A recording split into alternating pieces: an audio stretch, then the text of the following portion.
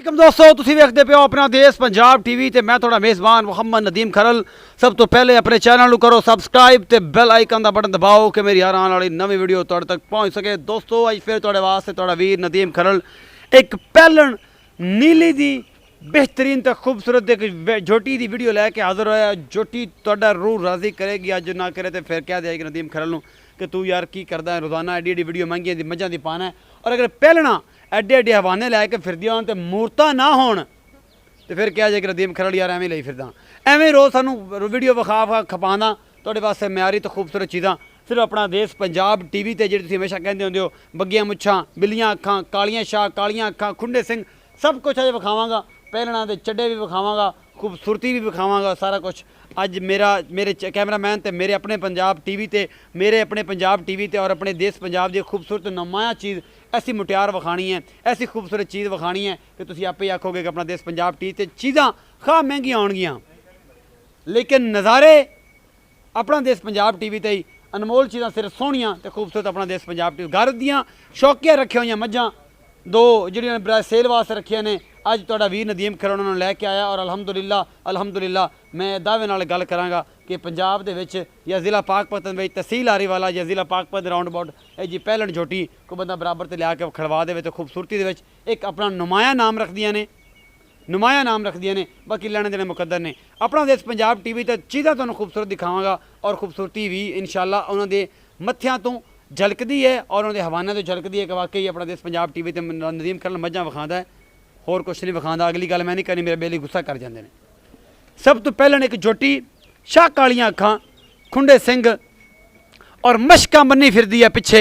मेरा कैमरामैन पूरी नफासत दे नाल चड्डा पैलन दा विखा रहा है और तुसीं अज तक एडी पैलन दा चड्डा नहीं वेख्या होएगा। और मैं सिर्फ तुहानूं अपने मुहब्बत भरे अंदाज दे नाल सिर्फ तुहाडी भरावां दी मुहब्बत की वजह तो एडे एडे हवाने वालियां और पैलना थल्लों पैरों तो लैके मझ नूं उपर पुट्ठे तक और इन्दा मूँह शाह कालियां अखां, खुंडा सिंह है। पैलन झोटी का वजूद मेरा कैमरामैन तुहानूं दिखा रहा है और तुहानूं ये चीज़ां पसंद भी आउणगियां और ये खूबसूरत चीज़ां ने अपने डेरे दे विच लैके फिरदे ने।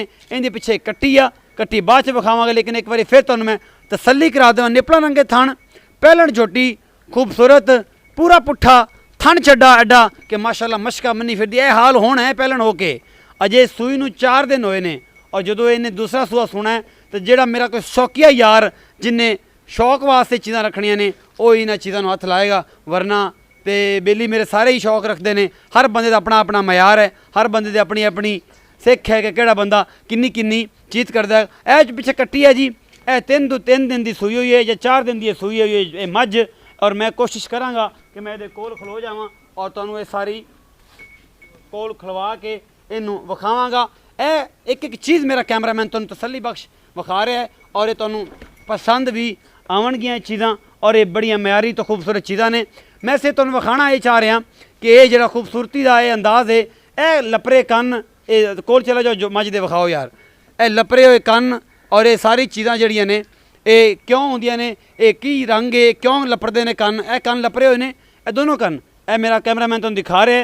ये सजना मूँह पटदियां ने, शाह कालियां अखां ने और लपरे हुए कन्न, ये सिर्फ पंजाब का एक हुसन ने और ये खूबसूरत चीज़ां ने आरीवाला दियाँ। और अल्लाह तुहाडा भला करे, की नाम है इस कस्बे का जिन्हों असीं कहंदे हुंदे हैं होता, पुराना थाना दरिया नीली दा ये ब्रांड ने और जिन्हां दे निशान होंदे ने पुट्ठियां ते ये सारा कुछ ये जिहड़ा ने इत्थों तो ब्रांड दी निशानियां होंदियां ने। तो मैं मालक नूं रिक्वेस्ट करांगा दूसरी मझ बाद च विखावांगे, पहले इहदे बारे गलबात कर लईए। अस्सलाम वालेकुम जी। वालेकुम सलाम। की नाम है भाई? सनावर। सनावर। सनावर भरा जिहड़ी पैलन झोटी विखाई है तू जी, इंदियां की क्वालिटियां ने? इनकी क्वालिटियां जी 4 दिनों की मझ सूई हुई जी। इस टाइम 8 लीटर मैं एक टाइम का दुध कर रही जी। एक टाइम तक 2 टाइम? हाँ जी, एक टाइम का 8 किलो, 2 टाइम 16 किलो दुध कर रही। चार गल है 16 किलो पक्की गल है जी। भावें को 4 दिन चोवे, 5 दिन चोवे, 2 दिन चोवे। इस झोटी अपनी पैलन कोल 16 किलो दुध है। 16 किलो ठंडा दुध है जी दोवां टाइमां का। ਠੰਡਾ ਜਾਂ ਬੱਚੇ ਨੂੰ ਛੱਡ ਕੇ? ਨਹੀਂ ਬੱਚੇ ਨੂੰ ਛਾੜ ਤੇ ਠੰਡਾ ਕਾਰ ਤੇ ਜਾਗ ਸਮੈਤ ਨਹੀਂ ਠੰਡਾ ਕਾਰ ਤੇ 16 ਲੀਟਰ ਮਾਈ ਆਪਣੀ ਇਹ ਝੋਟੀ ਕੋਲ 2 ਟਾਈਮਾਂ 16 ਲੀਟਰ ਦੁੱਧ ਹੈ। ਹਾਂਜੀ 2 ਟਾਈਮਾਂ 16 ਲੀਟਰ ਮੂੰਹ ਚ ਮੱਝ ਚੋਗੀ ਨੇ ਜੀ, ਮੂੰਹ ਪਾੜ ਤੇ ਦੇਖ ਸਕਦੇ ਨੇ। ਇਹ ਜਿਹੜੇ ਕੰਨ ਕੁਤਰੇ ਹੋਏ ਨੇ ਇਹ ਕਾਹਤੋਂ ਕੁਤਰਦੇ ਹੋ? ਇਹ ਜੀ ਆਪਾਂ ਉਹਦੀ ਨਸਲ ਹੁੰਦੀ ਅਸੀਂ ਸ਼ੌਕੀਆ ਤੌਰ ਕੁਤਰਨੇ ਆ ਜੀ ਕੰਨ। ਇਹ ਸ਼ੌਕ ਦੀਆਂ ਘਰ ਦੀਆਂ ਨੇ। ਹਾਂਜੀ ਮੈਂ ਦੁਬਾਰਾ ਤੈਨੂੰ ਪੁੱਛ ਰਿਹਾ ਮੋਢੇ ਤੇ ਹੱਥ ਰੱਖ ਕੇ ਕਿ ਪਹਿਲਣ ਝੋਟੀ ਕੋਲ 16 ਲੀਟਰ ਦੁੱਧ 2 ਟਾਈਮਾਂ ਦਾ ਹੈ ਕਿ 16 ਲੀਟਰ 2 ਟਾਈਮਾਂ ਦਾ, 8 ਲੀਟਰ ਇੱਕ ਟਾਈਮ ਦਾ। 8 ਲੀਟਰ ਇੱਕ ਟਾਈਮ ਝੋਟੀ ਕੋ ਦੁੱਧ ਹੈ? ਹਾਂਜੀ ਪੱਕੀ ਗੱਲ ਹੈ? ਪੱਕੀ ਗੱਲ ਹੈ, ਮੂੰਹ ਚ ਮੱਝ ਚੋਗੀ ਹੈ ਜੀ। ਮੂੰਹ ਚ ਮੱਝ ਚੌਗੀ ਹੈ? ਹਾਂਜੀ ਇਹ ਬ੍ਰਾਂਡ ਹੈ ਨੀਲੀ ਦਾ? ਹਾਂਜੀ ਇਹ ਨੀਲੀ ਦੀ ਅਸਲ ਹੈ, ਨੀਲੀ ਚੱਕ ਦੀ ਨੰਬਰ ਹੋਤਾ ਸਾਡਾ ਹੋਤੇ ਦਾ ਮਤਲਬ ਉੱਥੇ ਹੀ ਤੁਸੀਂ ਉਧਰ ਆਰੇ ਵਾਲਾ ਸਾਈਡ ਤੇ? ਬਿਲਕੁਲ ਆਰੇ ਵਾਲੇ ਤੋਂ ਅੱਗੇ ਤਕਰੀਬਨ 30-35 ਕਿਲੋਮੀਟਰ ਅਸੀਂ ਦੂਰ ਖੜੇ ਹਾਂ ਜੀ, ਬਿਲਕੁਲ ਦਰਿਆ ਦੇ ਸਾਈਡ ਹੈ ਉੱਥੇ।